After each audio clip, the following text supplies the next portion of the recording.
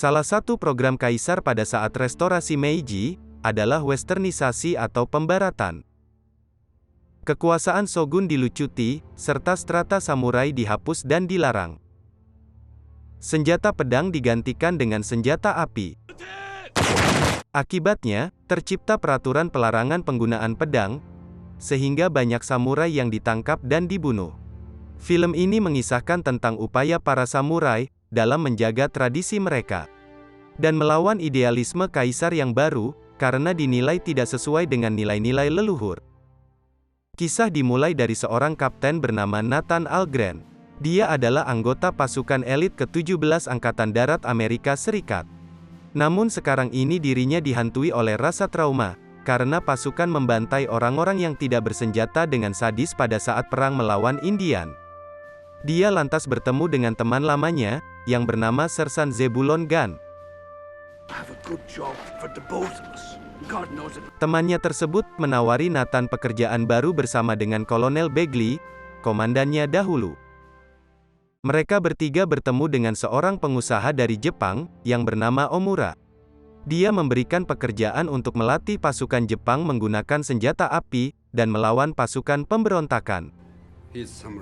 Pasukan pemberontakan tersebut adalah para samurai, yang dipimpin oleh Katsumoto. Tanggal 12 Juli tahun 1876, mereka pergi ke Jepang. Di sana, Nathan dijemput oleh Simon Graham. Dia adalah seorang budayawan yang tertarik pada budaya Jepang. Karena bisa berbahasa Jepang, dia bertugas sebagai penerjemah. Jalur kereta milik Omura diserang oleh pemberontak. Nathan menyarankan untuk tidak membawa pasukannya sekarang, karena mereka belum siap. Namun sarannya tidak didengarkan.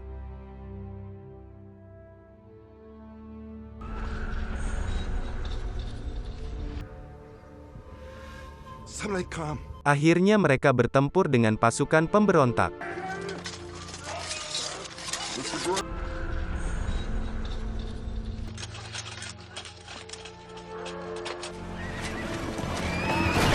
Dan benar saja, pasukan kekaisaran Jepang dikalahkan dengan mudah.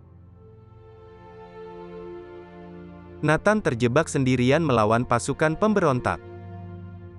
Sebelumnya Katsumoto mendapatkan mimpi, ada seekor harimau putih tanpa gentar melawan musuh di sekelilingnya. Dan itu terjadi di depan matanya sekarang. Katsumoto membawa Nathan bersama pasukan pemberontak.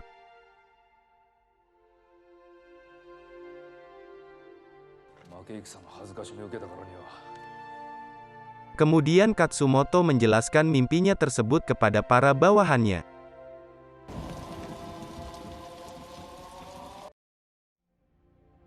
Dia dirawat oleh seorang perempuan bernama Taka.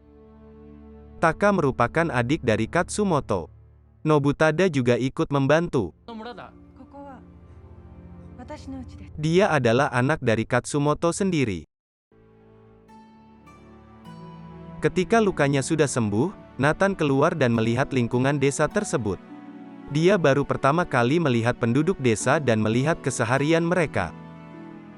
Waktu dihabiskan Nathan untuk beradaptasi dengan penduduk sekitar dan mempelajari budaya Jepang. Sesekali dia juga bertukar pikiran dengan Katsumoto. Katsumoto memberitahu bahwa suami dari Taka adalah orang yang Nathan bunuh pada saat bertempur. Nathan merasa bersalah dan mulai bersimpati kepada Taka. Nathan mencoba untuk berbicara bahasa Jepang pada keluarga Taka. Mereka pun senang, dan sepertinya sudah mau menerima Nathan di sini. Nathan baru pertama kali merasakan perasaan damai di hidupnya. Dia mempelajari semangat samurai dan tradisinya. Tempat ini memberikan ketenangan untuk dirinya.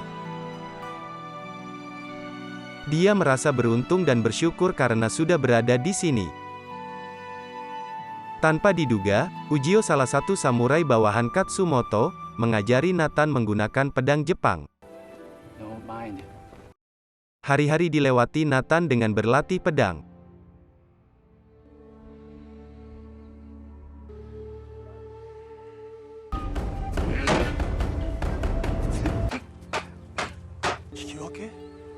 Akhirnya Nathan berhasil mengimbangi Ujio.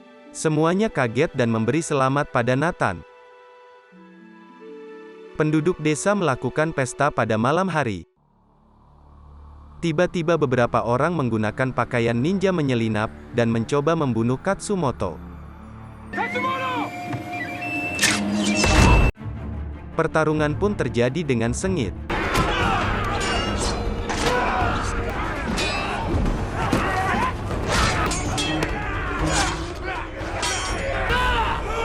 Katsumoto dan teman-teman memenangkan pertarungan.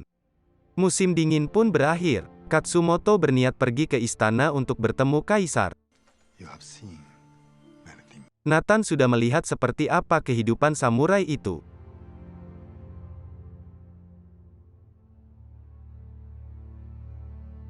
Dia diperbolehkan pergi setelah mereka sampai di ibu kota. Katsumoto mengingatkan kaisar untuk tidak meninggalkan budaya asli Jepang demi kemodernan semata. Di dalam sidang dewan, Katsumoto berniat memberikan kaisar sebuah katana sebagai simbol dari samurai. Namun kaisar tidak menanggapinya. Katsumoto kecewa, dan dia malah ditahan dengan alasan melanggar undang-undang pelarangan penggunaan pedang di depan umum. Sementara itu Nathan kembali ke pasukannya. Dia kaget karena sudah banyak perubahan terjadi. Pasukan lebih terkoordinasi. Dan juga mereka mendatangkan dua jenis senjata baru, yaitu meriam dan senapan mesin yang mampu melontarkan 200 peluru dalam 1 menit. Nathan memiliki firasat buruk, kemudian menyelinap keluar mencari Katsumoto. Omura mencurigai Nathan berkhianat.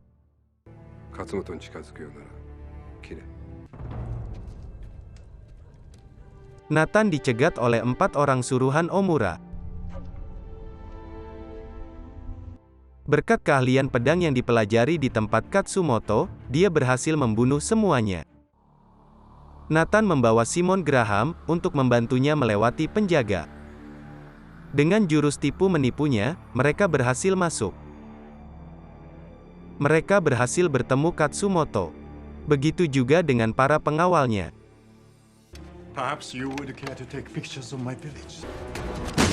Rencana pelarian pun dimulai.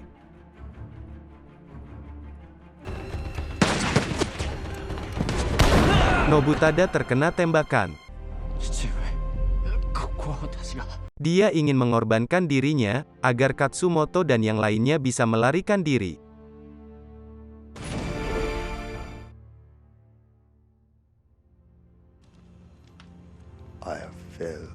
Katsumoto merasa tidak bisa berbuat apa-apa dan menyerah. Namun Nathan meyakinkan Katsumoto untuk tidak menyerah. Akhirnya mereka kembali ke desa. Seluruh samurai mempersiapkan semua peralatan untuk bertempur. Salah seorang anak dari Taka terlihat kesal. Kemudian Nathan mencoba menenangkannya. Taka memberikan jubah suaminya kepada Nathan. Kesedihan terlihat dari raut wajah Taka. Nathan mendapatkan sebilah katana, sebagai penghormatan para samurai kepadanya. Walaupun dia adalah orang asing, namun semangat samurai sudah ada padanya. Pasukan pun menuju ke medan pertempuran. Pasukan Katsumoto hanya berjumlah kurang dari 500 orang. Sedangkan pasukan kaisar berjumlah lebih dari 1000 orang, ditambah dengan persenjataan yang lengkap. Dalam keadaan normal, mustahil untuk mendapatkan kemenangan. Namun sikap para samurai tanpa gentar, tetap teguh pada keyakinannya untuk terus maju. Nathan dengan pengalamannya, merencanakan strategi yang paling sesuai.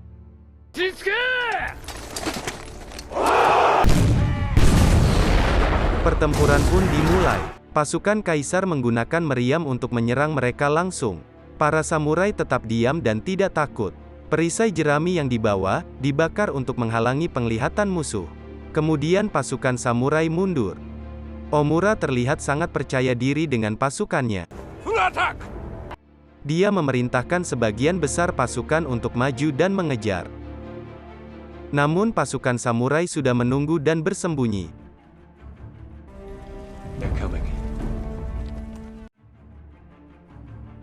Jebakan api dinyalakan. Pasukan pengejar terjebak dan panik. Para samurai bergegas maju dan bertempur.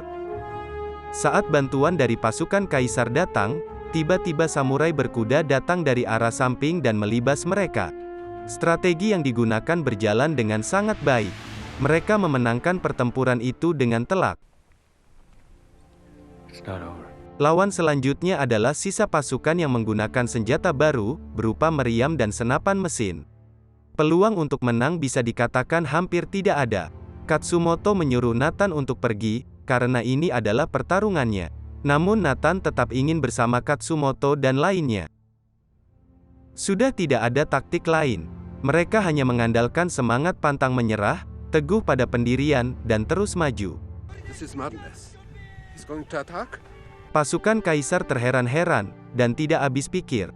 Ini terlihat seperti misi bunuh diri. Para samurai berbaris, dan maju dengan kecepatan penuh.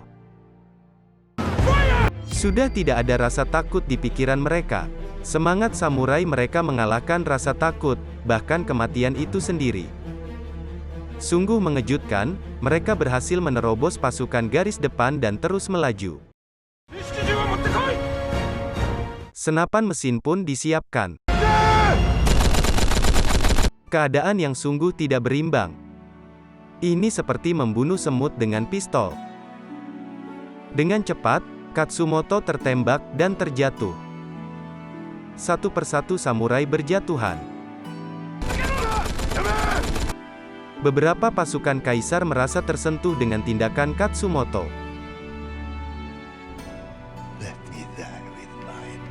Katsumoto ingin melakukan seppuku. Baginya, ini adalah kehormatan yang akan terus ia jaga sampai akhir hayatnya. Dengan inisiatif sendiri, seluruh pasukan kekaisaran bersujud dan memberikan penghormatan kepada Katsumoto. Nathan yang selamat, menghadap kaisar tepat saat hari penandatanganan perjanjian dengan Amerika Serikat. Nathan yang masih lemah, menyerahkan katana milik Katsumoto kepada kaisar. Kaisar merasa tersentuh dan menerima katana tersebut. Perasaan Katsumoto sampai kepadanya. Perkembangan zaman itu pasti terjadi. Namun, jangan pernah melupakan siapa kita, dan dari mana kita berasal. Perjanjian dengan Duta Besar Amerika pun dibatalkan. Kaisar ingin melakukan perubahan, namun juga sesuai dengan nilai-nilai leluhurnya. Dan begitulah, hari-hari samurai telah berakhir. Sekian cerita dari film tersebut. Jangan lupa subscribe, like dan komennya, agar channel ini terus berkembang.